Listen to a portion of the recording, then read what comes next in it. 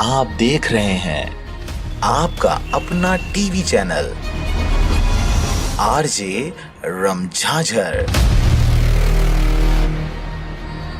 जज्बात के रंग भरोसा के संग।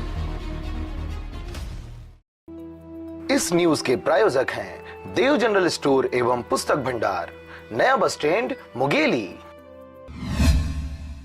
प्रदेश में 20 नवंबर को दूसरे चरण का निर्वाचन कार्य संपन्न हो चुका है। साथ ही निर्वाचन आयोग के आदेशानुसार 11 दिसंबर को मतगणना का कार्य संपन्न करवाया जाना तय किया गया है, जिसके तैयारियों के लिए समस्त जिला निर्वाचन विभाग तैयारियों में जुट चुके हैं। इसी कड़ी में जिला कलेक्टर एवं जिला निर्वाचन अधिकारी की अध्यक्षता में मास्टर ट्रेनर्स द्वारा विधानसभा निर्वाचन 2018 के अंतर्गत मतगणना की तैयारी के संबंध में संबंधित अधिकारियों को प्रशिक्षण दिया गया।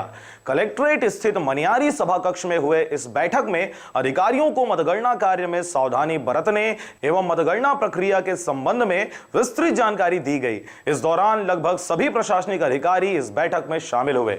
मुंगेली से कैलाश कुमार की रिपोर्ट, आरजे रमझाझर।